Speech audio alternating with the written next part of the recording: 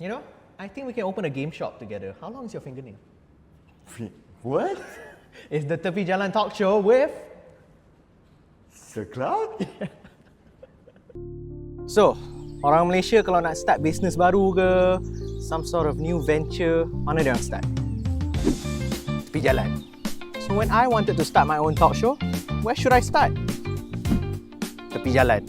This is the Tepi Jalan Talkshow, a new mobile talk show hosted by me, Dale B.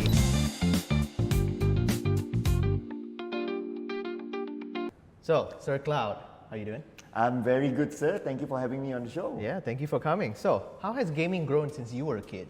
Like, have you always been into competitive gaming, or were you into like other sorts of games? Well, I'm not that young, so I was born in 1986. So you can imagine way back then, competitive gaming was not a thing yet.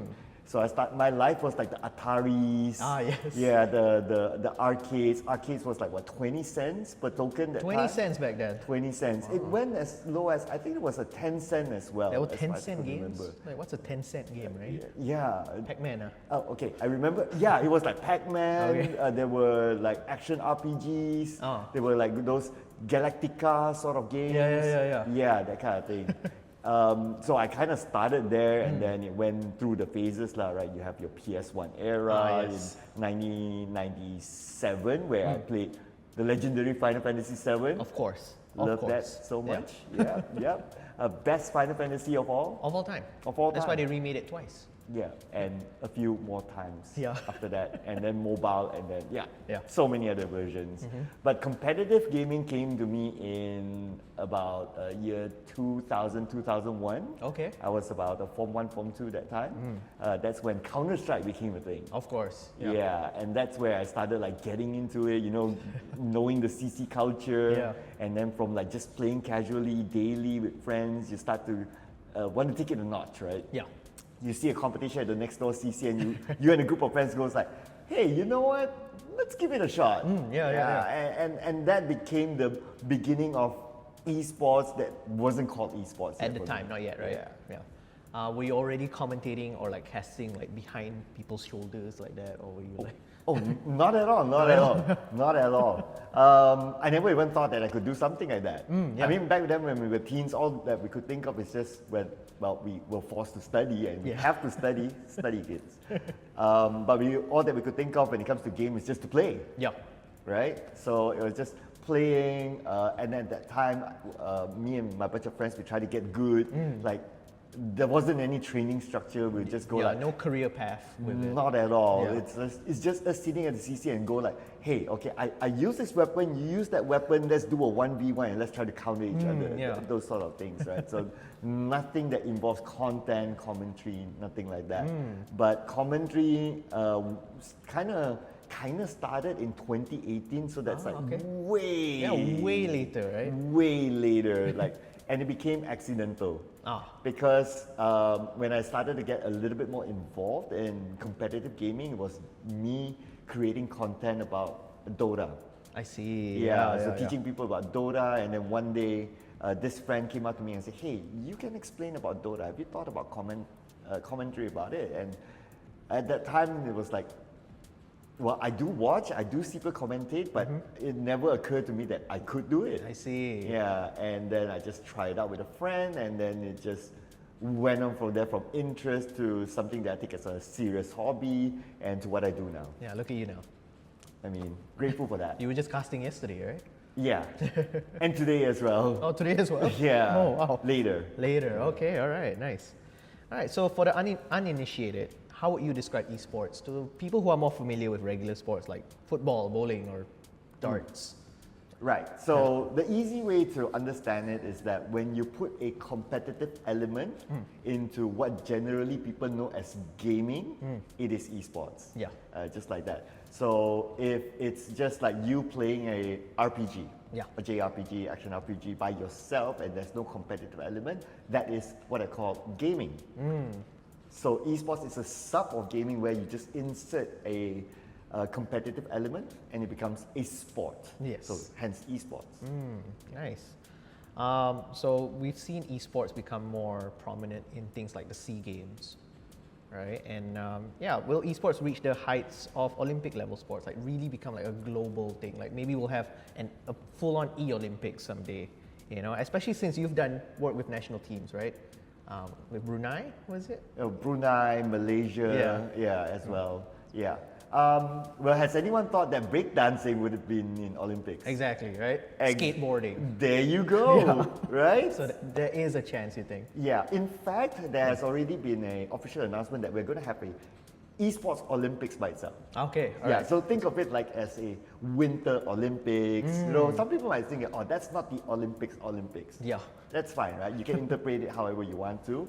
But with the fact that you can see with breakdancing, like skateboarding, making it into the Olympics itself. Yeah. And now that esports has its own esports Olympics, I don't see why not that it can't happen in the future. Right?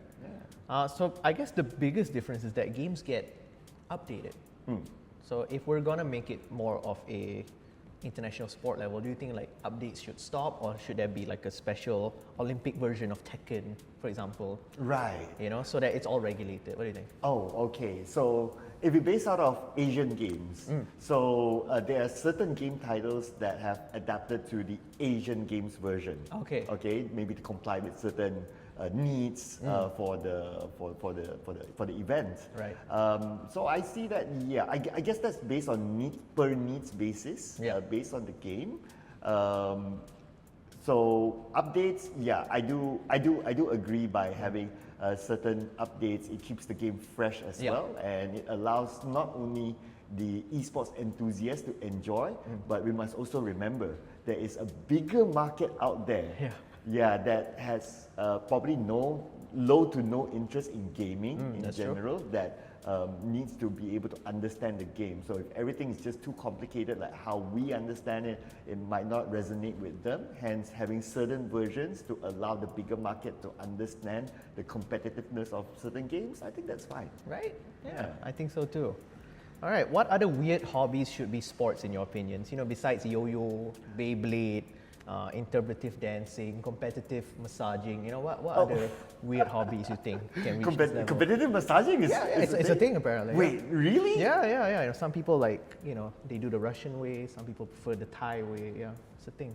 I clearly have not been to enough massages. Oh, you gotta check it out. It's an underground thing. Which country would fare the best in competitive massaging? You'd be surprised. It's Lithuania. Lithuania. That's right, Lithuania. Why Lithuania? Number one in competitive massaging. You'll be surprised. So we all should try Lithuanian massages. Yeah, it's gonna be a thing. Right. Give it like 3 more years. I think it'll reach our shores. Do you think I can try it out here? So far, no. I haven't found any. Yeah. Okay. Yeah. Right. So you know that there's a market to fill. There's definitely a market to fill. Okay. Ladies and gentlemen, go learn Lithuanian massaging. Yes. Whatever that is. Right. But to answer the question on like any other weird hobbies you think? Weird hobbies that can be a sport? As big as esports and stuff. Oh man. Yeah. What could it be? Wow. I'm so linear sometimes, right? I don't even know. Maybe competitive pancake flipping, maybe, or just cooking in general. You know, we have MasterChef, but it's not like esports level. Yeah, but it is competitive though. Right? Super competitive, Yeah. But how do you like differentiate like, okay, which one is better when they're all so good, so close, right? You need like a panel of blindfolded judges maybe. Right. And people who are not self-proclaimed foodies, I think. I think if you can convince somebody who's not a picky eater to like your food, I think that's a win. You know what's competitive that I find weird, but it works? What? Like competitive Excel. Excel. Oh yeah, I've seen that thing, right? Yeah. People actually do things on Excel, and like they have obstacle courses. Yeah. Yeah. So I don't know if that's weird enough, but you know, it's weird in a good way if you ask me. Yeah, you know what? Accountants should be sportsmen too. Exactly, it opens up new opportunities. New opportunities for these people, yeah. And then we have all the other systems, applications out there to be competitive as well. IT support. Yeah. Right? How fast can they like turn on and off a PC? Hey, did you know I recently saw a content out there that apparently in China, there's a competition for chip fixing. Chip fixing, like Yeah. microchips. Like microchips, Uh-huh. like they'll put a person to fix it, and who fix it the fastest wins. on like a circuit board type thing, like that On green this- thingy. Exactly. That's an idea. There you go. So like NVIDIA factory workers, come on. Hey, give blue collar workers. Blue collar workers should opportunity, have a right? chance too, yeah. Why not? All right. Okay, in your experience, right, as a caster and analyst, what has been the most memorable experience? Honestly, I have tons of that, right? Yeah. I think in general, doing this in esports has opened up a lot of opportunities, things that I wouldn't think that I would be able to do. Right. I guess if you talk about as a caster and analyst, I guess as an analyst talent rather than an analyst with a professional team, is being able to be part of Asian Games. There you go. Yeah, I nice. think that's like a marquee thing. And within the esports realm, being able to be part of an esports World Cup as well. Yeah, I think right. that's a big thing. But to me, I guess it's not about the event per se. Okay. It's about the people that you meet along the way, the people that you work with along the way in those events. The higher the events goes, it's more grand, people work differently, and you get to experience all that, and you get to work with people from different backgrounds. I think I really love the diversity and also knowing how the work culture is elsewhere outside of Malaysia. Right, all right. Have you met like your favorite players, your favorite developers maybe, like throughout this career that you've had? Wow, all the time. All the time. all the time. I mean, I've been blessed and grateful to be at these international events where we would have access to these players. I've met Faker Yeah. as well. Yeah, I met Faker. I met people from the Dota scene. You'll probably see Seb as somebody very high profile. I managed to meet him. These are all amazing people, and but those are like people that I see on screen that Yeah. I go like fanboying. You see them flesh and blood, right? Like in front of you. right in front of me. But but honestly, what I appreciate even more than seeing these idol people are seeing my friends compete. Ah, yeah, nice. that we may not be friends before, but because of the scene, we're friends. So when they could be coaches, they could be players, right? So when we meet at international events, we get to see everything behind the scenes, we get to interact with them, and I find that more valuable to see the human factor to it. Oh, that's cool. Yeah. Nice. All right, shall we have some tea before we continue? You wanna- Do we do that with tea? Yeah, I think so. Right? Okay. Specialty. All right. Yeah. I like the pun. I Yeah, saw you did that. specialty. Right. You like it? I love it. What's this? I believe it's red dates and lemongrass. Red dates and lemongrass. Does it have a name to it? We call it the energy tea. Let's keep it that way. Let's keep it that way. Energy tea. Yes. Yeah. I love it. I love it. Are you a tea drinker or I am absolutely a tea guy. more than coffee? Absolutely more than coffee. All right. That's what my doctor told me to do as well. Oh, I see. Got it. All right. Before we continue, will you like to shake the shake? Okay. But he's not handing his hand out for me to. Not shake his hand. Oh, not shake his Yeah. hand. Yeah, Okay. yeah. How do I do this? You just give him a little tap. Shake the shake. And what do I do next? That's it. Okay. I thought I was about to, laugh back at me. or No, he's something. just here for moral support. We love him. Okay. He's a little guy. Yeah, I love the shake as well. Yeah. I hope he can grant me money. Oh yes, someday. Yeah. Yeah. We shake the shake for luck And and money. That's the thing. Yes. Okay. So toxic gamer behavior. Oh man. Yeah. Why does this sound so familiar? I know, right? It's always a topic that's coming up. But do you think, as players and commentators and fans, do we have the responsibility to not engage in it? I believe yes. Right? Yeah, I believe yes. Because normally people engage in toxic behavior because of Salt. because they feel salty. Yeah. Or maybe something Yeah, that yeah. maybe they cannot achieve. Exactly. Hence they want attention. Yeah. So if all they want is attention at the end of the day, Yeah. but if we don't feed them the attention that they want, then naturally they will just go away. So it's a skill issue then. Yeah. Get good, people. Get good. Yeah. Should Liquipedia have a toxicity meter for players and casters? Oh. Let's go. Let's go. Yeah, Let's just have like a go. meter, like how toxic, right? I mean, maybe the developers will hate us for it, but let's go. Let's go. Let's do it, right? I mean, Maybe you guys like are paid to do it. let's try it, like a trial, right? Like an April Fool's version kind of thing. Just have a meter, you know? But if there was a toxicity meter for you, Dale, Oh, what do you think it would look like? I'm very bad at trash talking. Yeah. Even like the only game that I'm even like good competitively is like Smash Brothers. Okay. And even then, I'm only at like a 50, I think. Okay. Yeah. Okay. It Just moves like to that. the median. Okay. Yeah, that's right there. you know? Right. Okay. I'm not I good mean, enough to have a Liquipedia page on myself. Oh. You have a Liquipedia page. How's that like?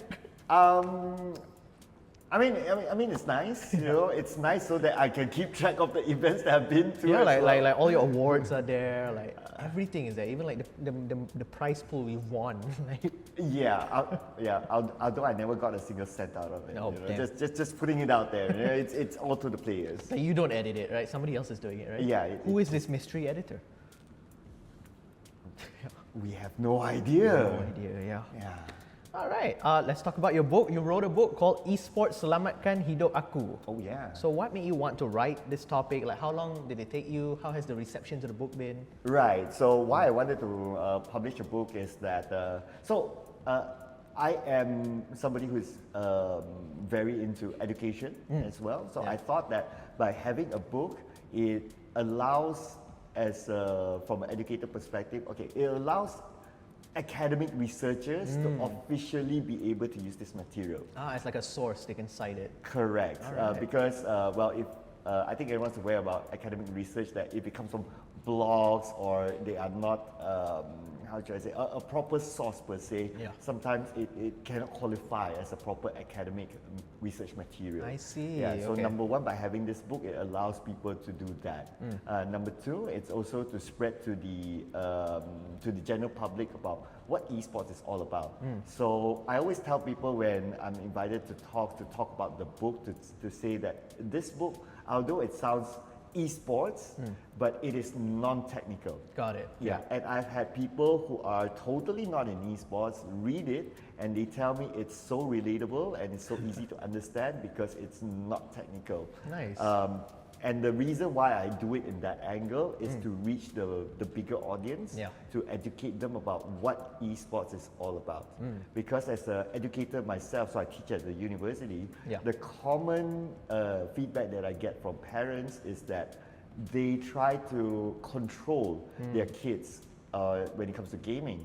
But my question to them is that, do you even know what they're playing? Exactly, yeah. Yeah, so if you don't know or you don't understand what they're going through, what they're playing, how do you control something that you don't understand? Exactly. Right? So this is not to say that they must understand what What a Wukong Black Myth is. Yeah, or what a pentakill is. Yeah, all that. You don't need to, right? But Yeah. you need to kind of understand what they're going through. Got it. Or maybe at least understand why they can't pause in the middle of a game. Yeah. Yeah. Right. Yeah. So did esports really save your life? Yes. All right. Yeah. Nice. So the TLDR is that prior to 2020, and we all remember what happened in 2020, Of course. Yeah. Yep. Can't forget. the legendary pandemic. Yes. Yep, pentakilled everyone. Pentakill. Oh boy. Yeah. Prior to that, I was working in a regular job like everyone else, right? 9 to 5, yeah. 9 to 5, I had a corporate job, I had a very good career path. I was earning good money Yeah. that time. I would illustrate it as it's good enough for me to walk into a PC shop and point fingers and walk out. That's the dream. Yeah, That's the dream. right? Yeah. And I had a great career. Like I worked up to a regional level. Yeah. I had managers from other countries reporting to me for Crazy. certain projects, so it was insane. But when it came 2020, then I lost my job. I was one of those. Got it. Yeah. But how esports saved me is that, so before 2020, I was just treating esports as like, okay, I enjoy it. Yeah. I create content, I tell people how to play the game, I educate enthusiasts on why is this the hero of the week and how do you make the best out of it. Things like that, right? Fun content stuff. But when it came 2020, also came the spike of everything digital, right? Whether it's gaming, whether it's content, and the opportunity presented to me to commentate professionally from one professional tournament, which is PUBG Mobile Professional League at that time, to another. And because my name was already out there, more people looked for me to do their shows. It took me up to like, but it wasn't all rosy, right? Yeah, for sure. Yeah, because you've worked comfortably for like the past like 12, 13 years at time. So you know what to expect every month, and you know what to expect in the near future at least. But shifting away, you don't know what to expect at all. Yeah. So it took me like maybe 8 months of anxiety and depression of just going through the motions of like, can I live the life that I foresee before this anymore? And I was still trying to like, okay, look for jobs, you know, going for interviews. Everything was online at the time. The feedback that I got that time was, we love the conversations that we have, but because it's the pandemic, nobody knows their business directions. So I never got I kind of got a solid answer of maybe a no, but I don't get a solid answer of, can this work out somehow? Because nobody knows. Balancing that while balancing paying the bills at the same time, and balancing of thinking about the future. There's just so many things that go through my mind. It took me 8 months of just questioning myself every single day, every single moment, to finally say that, you know what, this is probably the next phase of my life, and let's just go through it, we see how it goes. And I'm grateful that from just commentating, it translated to working with pro teams, it translated to doing more content, it translated to education, all the other things that allowed me to do the things that I didn't thought that I could do back then to now. Yeah, which includes animal welfare work. Oh yeah. So you've saved a ton of animals at this point. I mean, a lot of cats. I'm sure there are a lot of people that do a lot more. So I don't want to take credit for like a ton of it. I do my bit here and there. So how can people help, and where are you at with this endeavor? Right. So there are two parts to this, right? So I do it on a personal basis. One thing that I religiously do is that whenever I move around, I try to carry with me cat food. Yeah. So when I see a stray cat, I'll just approach, leave something, and then I move on. So that's why in my personal social media account, I have this album called Save the Strays. Right. With the objective of spreading awareness that there are souls on the streets that are voiceless. So that's something that I do on a personal basis. I have taken in multiple cats over the many years now. I'm starting to lose count, but they all come in with a purpose, because I can't every cat that I see on the street I pick up, right? It will not be It's way too many cats. sustainable. Yeah, it will be way too many. They probably don't get the quality of life that I would want them to have and all that.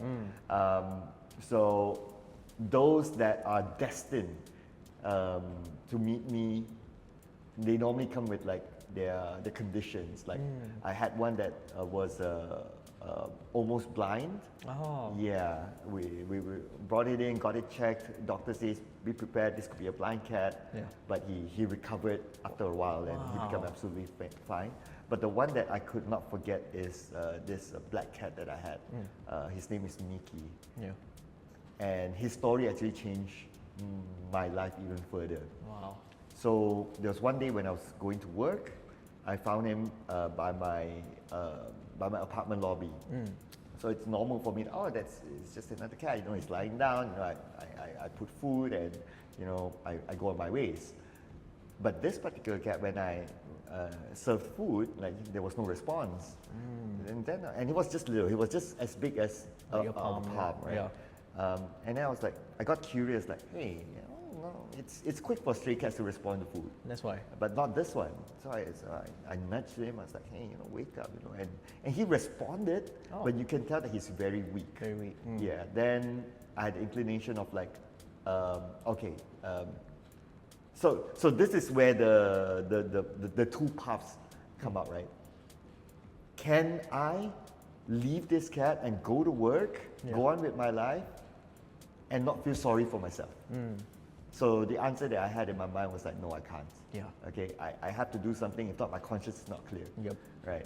So I called my boss. I said that, boss, I'm going to come in a bit later because I have this to do. I'll tell you the whole story later. Yeah. Right. And my boss was cool with it, so it's fine. Thanks that I had a cool boss. Shout out to Edwin Chin. So I brought the cat to the vet, got it diagnosed, and the vet says that it's super weak, leave it with us for at least a day, we'll let you know what's up later. So I left it at the vet, let them do their thing, I went to work, and then I got an update from the vet saying that, here's the thing, he is paralyzed. Oh, damn. Yeah, from the back onwards. So you have two choices. One is to take care of him, but be aware that the level of commitment is going to be super high. Yeah. Right? The other choice is to put to sleep. My principle when it comes to animal welfare is that I never will put God's work in my hand. Yeah. Yeah. So put to sleep is never an option Not for me. an option, no. Not at all. If this is what has been destined to me, I'll give it a go. I'll try to give it the best life possible. So got it treated, whatever that they can do, brought it back, and that's where I start to learn pet diapers. Ah, yeah. Yeah, and because it's like a pelvic below, so there are some complications when it comes to peeing as well. Yeah. Peeing and also defecating, right? So I had to help you. You need to like press it out, things like that. You need to be like super committed. Like, okay, before work, this has to be done. Like checklist. After work, come back, checklist. And there's so many other complications that happen along the way that I frequent the vet so much that at some point the vet says that, you know what, we're not going to charge you. You know, we'll just, you know, take it as goodwill. Wow. Yeah. So I thank the vet as well. And the vet even told that they suspect the reason why he was paralyzed is because of an abuse. Yeah, so it could be trauma somewhere, abuse by someone that led it to be there. So it was a very heartbroken story. Yeah. After 2 years, unfortunately, someone else loves him more. Oh. Yeah, and he succumbed to the complications of the thing. What was special about this cat Mickey was that it was, despite him being disabled, like he lived the life in his own world, like as if he was not disabled. Like he played with his other siblings. I had a few other cats at the time. He played with his other siblings. He rolled around. He even though he was on his 2 front feet, he was dragging around the house, just chasing his siblings. And if there was like, so at some point I like babysitted a friend's cat, and the friend's cat wasn't that friendly with the others. He became the big brother to like, you don't touch my other siblings, you know, that sort of thing. And he would always have this gaze to me with his, imagine a black cat, big round eyes, in green. He would stare at you, like you know he couldn't talk. But he could stare at you and you know that that's his love language. Aww. To say, thank you for saving me and giving me the life that he has right now with his adopted siblings. Yeah. And when he passed away, that was the most devastating day in my life. Like, Yeah, I feel you. Like when you have pets, you know for the most part you outlive them, and it's normal. But this is just special. Yeah. It teaches me the strength in life to go on and to live in your own world. For sure. And that gave me the strength to move on despite any hardships and anxieties that I feel even now in my own life. And to remember that his picture with his glowing eyes looking at me is on my phone screen. All the time. And it will never change. All right. All the time. It's amazing, man. Thanks for sharing. Yeah. All right. You want to take a minute? Or? Yeah, I mean, Come on. We drink some tea. Yeah. Yeah. Okay, we got 2 more questions. You're doing really well, man. Oh, I mean, that story is not a story that I tell all the time. Oh, damn. Yeah, so it's kind of exclusive here. All right. Thank you so much. Thank you for the opportunity. Yeah, we have like 4 cats at home. Steve has 3 cats. 3, 4? 3 cats, you know, so we're all cat lovers here. Oh, You know, I know what it's like to like lose a cat or 2. yeah. As many times as you go through it, sometimes doesn't get easier. It doesn't get easier. Yeah. This episode of the Tepi Jalan Talkshow was brought to you by Energy Spa and Wellness. If you're in need of some treatments for the mind, body and soul, check them out on the top floor of Great Eastern Mall on Jalan Pang. Thank you so much to Energy Spa and Wellness for sponsoring, and now, back to the show. Malaysian conspiracy theory time. Alright, I'm scared. Okay, sejak game-game macam PUBG dengan MLBB jadi popular, mak rempit macam kurang je. Oh, okay. Ya ke? Daripada merempit, yang semua main game kat mamak. Okay. So what do you think? Do you think the rise of mobile gaming has deterred kids from going into more dangerous endeavors like rempeting? Rempeting? Is that even a word? Merempeting. I'll take that. Yeah, I'll take right. that. So what do you think? Now, should this be in BM or in English? Anything, up to you. Yeah, I mean BM pun boleh. Okay, Kan? jadi gejala merempit ni lah kan. Okay, sebenarnya kalau tanya saya lah kan, saya rasa okey je kan. Okey je. Sebab kalau kita fikir lah kan, merempit ni, okay, this may not be a popular answer, Okay. tapi merempit ni is not 100% bad. Okay. Okay. Let's talk about that. Okay. I won't put a number to it. Yeah. Okay. I will let it be like whatever that you want to perceive it, right? Yeah. What I mean by it's not 100% bad. It's because there are some good elements to it. Social elements to it. Social elements, exactly, right? You go out, you meet people, you touch grass. Yeah, you touch grass. Kan? Very important. Kan? Things that sometimes gamers has struggle with, right? Yeah. Kan? So bagi saya lah kan, dia ada elemen-elemen dia yang baik, macam yang kita katakan tadi lah. Tapi adakah dia lebih elemen buruk? Mungkin ya, dan pendapat peribadi saya okay. Tapi macam apa yang selalu doktor pun kata lah kan, balance in all things. Wait, that's Thanos. But okay, samalah tu, Dr. Thanos samalah tu kan. Dua-dua cuba merawat dunia. Yeah. Tapi dengan adanya gaming, adanya gaming mungkin kita nampak sebilangan golongan belia yang sebelum ni terjebak dengan rempit dan sebagainya. Diorang beralih kepada, tak apa, kita duduk dekat kedai mamak, kita main game. Kan? Adakah benda tu sepenuhnya bagus?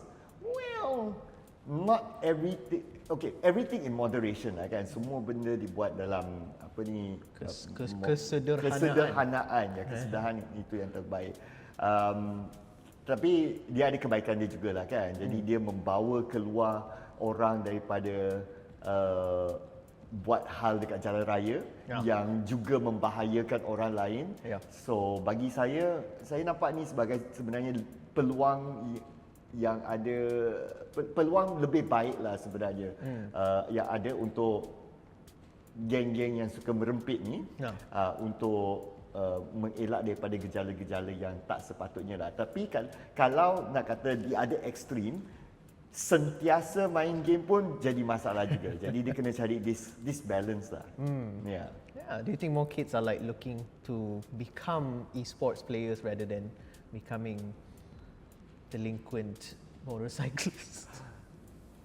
Actually yes, I think lah kan. I think lah kan. Berapa ramai boleh jadi Valentino Rossi kan? And I think diorang pun lebih realistik kepada arah tu lah. Tapi at the same time, diorang pun nampak like, dengan adanya like esports, you have tournament ni, you have tournament tu, and then you have people at your age. At your age with not kata like, orang ni ada background connection ke kabel ke kan. At your age, orang biasa yang tiba-tiba boleh jadi pro player. So, diorang nampak that as a model yang dia boleh ikut sejalan. They see the merit lah kan. Yeah, so I believe that dia akan bagi diorang a better vision as compared kepada nak jadi Valentino Rossi lah. And plus a smartphone is cheaper than a Motorcycle kan. Yep, exactly. I mean, you need a smartphone. You don't need a kapcai. Let's be real. I mean, buses are a thing, right? Yeah. Tapi please, okay, in moderation. Moderation. Yeah. Dengar cakap Sir Cloud ni. Kalau tak nanti macam-macam a lot of side things that I can also explain further sebenarnya. Macam health issues. Of course. Yeah, it's a thing juga. Yeah, right? Okay, nice. All right, final question. You ready? Okay, here we go. All right, so I'm sure a lot of people kind of envy what you do in a way. I'm sure a lot of people want to throw away their corporate lives and kind of go head first, right, into the world of esports. What advice do you have for them? Just now you gave advice to the belia, to the young children. Okay. What about people 30 and above? Okay. Perhaps? 30 and above. Wow. Okay. So portfolio of the person. This Yeah. person has worked in maybe whatever corporate life that they have. Yeah, before this they and all that. they were a consultant. Wow. Okay. Like some people, we don't even know what consultants do. They can do decks. Yeah, they do decks. Yeah. That's all they do, right? They have. Okay, I'll just leave it as that. I'll just Yeah, leave it as that. Before all the consultants come and say, "Hey, that's not us. You're stereotyping." Okay, calm down there. Calm down. For the consultant that's watching like PUBG tournaments during their breaks, Right. And they want to go head first into that. What advice do you have? Okay, so they might envision themselves like, okay, I want to be like working in esports, basically, right? In whatever role it is, right? I would say that if you already hit that point, and let's say you've worked a good amount of years, and then after that you kind of decided like, hey, you know what, I want to try to pursue something that's totally different, get out of my 9-to-5 suits and whatever, right? I would say, sure. Sure. Because you're already in your 30s, Yeah. you know what are the risks. Normally people who jump straight into something, they don't know what the risks are, Got it. right? So and don't. that sometimes is fun. Yeah. Yeah. So right? don't throw caution to the wind, lah. Correct. But Yeah. if you're in your 30s, you already know, okay, this is my risk. So when you know what your risk is, you know how to manage it better. Yeah. Yeah, and that's exactly what happened to me, Yeah. right? Because I started this journey in my 30s as well. Yeah. Yeah. I'm glad that I had the exposure of working in a corporate environment before this, in the big roles that I've been, with the business outlook that I have, that allowed me to manage my risk better when I decided to like, okay, I'll just dive into this, the risk that I need to manage, the things that I need to do to create this pathway, the true north, as some would call it, how to move the needle. I'm using all these corporate consultant terms right now, right? Because I used to be one as well. That's what I can say. We do decks. Speaking about myself, right? Yeah. Yeah. Although I hate doing decks, by the way. For sure. Yeah. So you would know how to navigate around things. Got it. And that's just you managing yourself. You also need to manage externally as well, your external stakeholders. How do you start a business talk, right? Yeah. How do you make a mutual business agreement? Things like that. How do you help clients to solve their issues? How do you fill the market gap? I'm using all these corporate terms right now.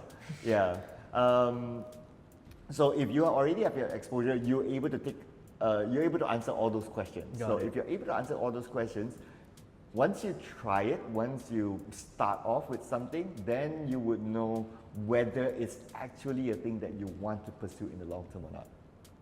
Very cool. Yeah. All right. So for any of you, whether it's esports or you want to jump into like game development or whatever, Or journalism. yeah, try it out. All right, Sir Cloud, thank you so much for coming on to the show. Hey, thank you. It's a pleasure. Oh, it was great. So yeah, that's it for this episode. Catch you guys next time. Bye.